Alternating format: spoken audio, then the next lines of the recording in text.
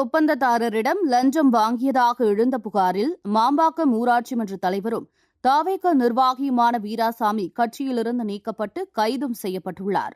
முன்னதாக அவர் லஞ்சம் வாங்கியதாக வீடியோ ஒன்று வெளியானதை அடுத்து கைது நடவடிக்கை மேற்கொள்ளப்பட்டுள்ளது. ஆனால் வீடியோவில் தெரிவது லஞ்ச பணம் இல்லை, கைமாத்தாக வைத்திருந்த பணம் என்றும் தான் லஞ்சம் வாங்கவில்லை என்றும் வீராசாமி தெரிவித்திருந்தார். கர்ம வீரர் காமராஜரின் பிறந்த நாளையொட்டி அவரை நினைவு கூர்ந்து முதல்வர் விஜய் பதிவிட்டிருந்தார். அதில் ஏழை பங்காளர் பெருந்தலைவர் காமராஜர் அவர்களின் பிறந்த நாளில் அவரது தியாகத்தையும் சாதனைகளையும் நினைவு கூர்ந்து கல்வி வணக்கத்தை செலுத்துகிறேன். கல்வி சாலைகள் மட்டுமின்றி நீர்த்தேக்கங்களையும் முக்கிய தொழிற்சாலைகளையும் உருவாக்கி விவசாயம் மற்றும் தொழில் வளர்ச்சியின் மூலம் தமிழ்நாட்டு மக்களின் வாழ்வில் நிலையான மாற்றத்தை ஏற்படுத்திய மகத்தான தலைவர். எளிமை, நேர்மை, தியாகம், தொலைநோக்கு பார்வை, மக்கள் சேவை போன்ற உயரிய பண்புகளால் இந்திய அரசியலில் தனி முத்திரை பதித்ததோடு மட்டுமல்லாமல் மக்கள் நலனுக்காக தன் வாழ்நாளை அர்ப்பணித்த பெருந்தலைவர் காமராஜர் அவர்களின் அடிச்சுவட்டில் நாமும் பயணித்து வளமான தமிழகத்தை உருவாக்க உறுதியேற்போம். கர்ம வீரர் காமராஜரின் புகழ் ஓங்குக என தெரிவித்தார். மேலும் மறைமலை அடிகளாரின் பிறந்த நாளையும் நினைவு கூர்ந்து முதல்வர் விஜய் பதிவிட்டுள்ளார். கேரள மாநிலத்தின் உள்துறை அமைச்சர் ரமேஷ் சென்னிதலா இன்று தலைமைச் செயலகத்தில் முதல்வர் விஜயை மரியாதை நிமித்தமாக சந்தித்து பேசினார். கேரளாவில் போதைப்பொருள் ஒழிப்புக்காக தொடங்கப்பட்டுள்ள ஆபரேஷன் டுஃபான் தொடர்பாக முதல்வர் விஜயுடன் விவாதிக்கப்பட்டதாகவும் தமிழ்நாடு கேரளா எல்லையில் கண்காணிப்பை தீவிரப்படுத்துவது தொடர்பாக பேசப்பட்டதாகவும் சென்னிதலா தெரிவித்தார். தலைமைச் செயலகத்தில் இன்று இளைஞர் நலன் மற்றும் விளையாட்டு மேம்பாட்டுத் துறையின் செயல்பாடுகள் மற்றும் திட்டங்கள் குறித்து ஆய்வுக் கூட்டத்தில் பங்கேற்றார் முதல்வர் விஜய். தலைமைச் செயலகத்தில் மார்க்சிஸ்ட் கம்யூனிஸ்ட் கட்சியின் மாநில செயலாளர் பே. சண்முகம் தலைமையிலான நிர்வாகிகள் முதல்வர் விஜயை சந்தித்து பல்வேறு கோரிக்கைகள் அடங்கிய மனுவை வழங்கினர்.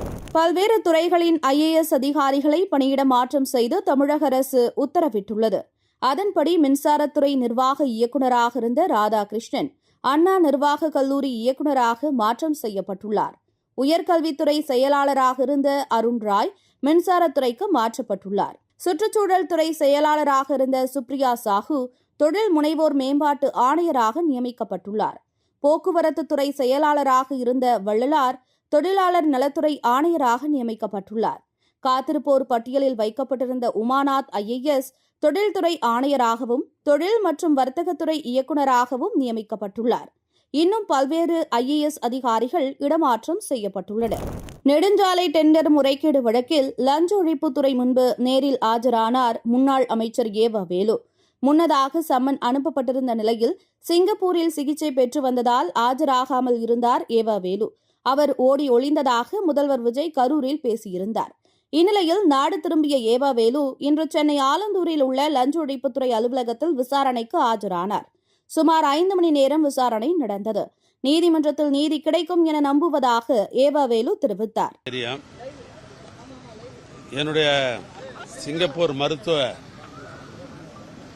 பரிசோதனைக்கு பின்னால் அன்றைக்கு விமான நிலையத்தில் உங்களிடத்திலே சொன்னேன், காவல்துறை அழைக்கிற பொழுது நான் கட்டாயம் செல்வேன் என்று சொன்னேன். அதே நேரத்தில் நம்முடைய சென்னை உயர்நீதிமன்றம் 15ஆம் தேதி இன்றைக்கு காவல்துறைக்கு நீங்கள் முழு ஒத்துழைப்பு நல்க வேண்டும் என்று ஆணையிட்டிருந்தார்கள். எனவே அந்த அடிப்படையிலே முந்தைய தினம் காவல்துறையை சேர்ந்த அடிஷனல் சூப்பரண்டு இன்றைக்கு வந்தாக வேண்டும் என்று எனக்கு கடிதம் கொடுத்தார்கள். எனவே இன்றைக்கு காலையில் ஏறத்தாழ 10:45 மணிக்கு நான் இங்கே இந்த வளாகத்திற்கு வந்தேன். விசாரணை அதிகாரி 11 மணிக்கு என்னுடைய விசாரணையை தொடங்கினார்கள். இப்போ நான் வெளிவரந்தனையும் விசாரணை தான் மேற்கொண்டார்கள். பல்வேறு கேள்வி கணைகளை அவர் தொடுத்தார்கள். என்னை பொறுத்தளவிற்கு முழுமையாக ஒத்துழைக்கின்ற அந்த அடிப்படையில் என் மனதுக்கு பட்டதை, குறிப்பாக உண்மைகளை நான் அவர்களுக்கு பதிலளித்திருக்கிறேன். என்னுடைய பதில் என்பது முழுக்க 100% உண்மை கலந்தது. அதில் எந்த விதமான கலப்படமும் இல்லை. ஏன்னா அந்த அடிப்படையில் அந்த பணியை நான் நிறைவு செய்துட்டு வந்திருக்கிறேன். காவல்துறைக்கு முழு ஒத்துழைப்பு கொடுத்திருக்கிறேன். நீதிமன்றத்தினுடைய ஆணையை ஏற்று இதில் என்னுடைய பதிலை நான் சொல்லியிருக்கிறேன். மீண்டும் அவர்கிட்ட சொல்லிட்டு வந்திருக்கிறேன்.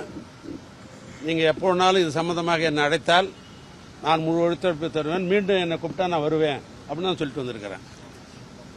மீண்டும் சொல்லுகிறேன், எனக்கு மடியில் கனம் இல்லை, வழியில் பயம் இல்லை என்ற ஒரு பழமொழி உண்டு. இல்லை, நான் எந்தவித குற்றமும் செய்யாதவன். அரசாங்கம் திட்டமிட்டு என்னை அதில் இணைத்திருக்கிறார்கள். நீதிமன்றத்தில் வழக்கு இருக்கிற காரணத்தினால் இதற்கு மேல் விரிவாக எதுவும் நான் சொல்ல முடியாது. 28ஆம் தேதி வழக்கு நீதிமன்றத்தில் வர இருக்கிறது. நீதிமன்றத்தில் நான் நீதி எதிர்பார்த்து இருக்கிறேன். பகுஜன் சமாஜ் கட்சி தலைவராக இருந்த ஆம்ஸ்ட்ராங் கொலை வழக்கை சிபிஐக்கு மாற்றிய நீதிமன்ற உத்தரவை எதிர்த்து தொடரப்பட்ட மனுவை வாபஸ் பெற்றுள்ளது தமிழக அரசு. கடந்த திமுக ஆட்சியில் உச்சநீதிமன்றத்தில் தொடரப்பட்ட மேல்முறையீட்டு மனுவை தற்போது தாவேக அரசு வாபஸ் பெற்றுள்ளது. ஆம்ஸ்ட்ராங் மனைவியின் கோரிக்கை ஏற்று உயர்நீதிமன்றம் சிபிஐ விசாரணைக்கு உத்தரவிட்டது குறிப்பிடத்தக்கது. பழனி முருகன் கோயிலுக்கு சொந்தமான ரூபாய் 100 கோடி மதிப்பிலான நிலத்தை தனிநபருக்கு பதிவு செய்ததை ரத்து செய்து உயர்நீதிமன்ற மதுரை கிளை உத்தரவிட்டுள்ளது. மேலும் இந்த வழக்கின் விசாரணையை சிபிசிஐடிக்கு மாற்றி தமிழக அரசு உத்தரவிட்டுள்ளது. தமிழ்நாடு அரசின் தலைமைச் செயலாளர் எம் சாய்குமாரின் பணிக்காலம் மேலும் 6 மாதங்களுக்கு நீட்டிக்கப்பட்டுள்ளது. தமிழக அரசின் பரிந்துரையை ஏற்று 2026 செப்டம்பர் 1 முதல் 2027 பிப்ரவரி 28ஆம் தேதி வரை 6 மாதங்களுக்கு பதவியை நீட்டிப்பு செய்தது ஒன்றிய அரசு. தாவேகாவில் இணைந்துள்ள முன்னாள் அமைச்சர் சி. விஜயபாஸ்கர் விராலிமலை தொகுதியில் போட்டியிட்ட போது வாக்காளர்களுக்கு ஃபிரிட்ஜ் வழங்குவதற்கான கூப்பனை வழங்கியதாக எதிர்த்து போட்டியிட்ட திமுக வேட்பாளர் உயர்நீதிமன்றத்தில் வழக்கு தொடுத்திருந்தார். அந்த வழக்கை விசாரித்த நீதிமன்றம் சி. விஜயபாஸ்கரும் தேர்தல் ஆணையமும் பதிலளிக்க உத்தரவிட்டுள்ளது. நாகர்கோவிலில் போலீஸ் காவலில் கொல்லப்பட்ட சபரிவர்மனின் குடும்பத்தினரை நேரில் சென்று சந்தித்தார் திமுக எம்பி கனிமொழி. இதுகுறித்து அவர் வெளியிட்டுள்ள எக்ஸ் வலைதள பதிவில், இந்த காவல் மரணம் நிகழ்ந்து 3 நாட்கள் கடந்த பின்னும் முதலமைச்சர் அவர்களிடமிருந்து எந்தவொரு விளக்கமோ அறிக்கையோ இன்னும் வரவில்லை. எந்தவொரு அமைச்சரும் பாதிக்கப்பட்டவர்களை நேரில் சென்று பார்க்கவில்லை. பாதிக்கப்பட்டிருக்கும் அக்குடும்பத்திற்கு நிவாரணம் வழங்கக்கூட இந்த அரசு முன்வரவில்லை. மொத்தத்தில் எப்போதும் போல இப்பிரச்சனையிலும் பொறுப்பேற்காமல் வேடிக்கை மட்டும் பார்த்துக் கொண்டிருக்கிறது தாவேக அரசு என தெரிவித்துள்ளார்.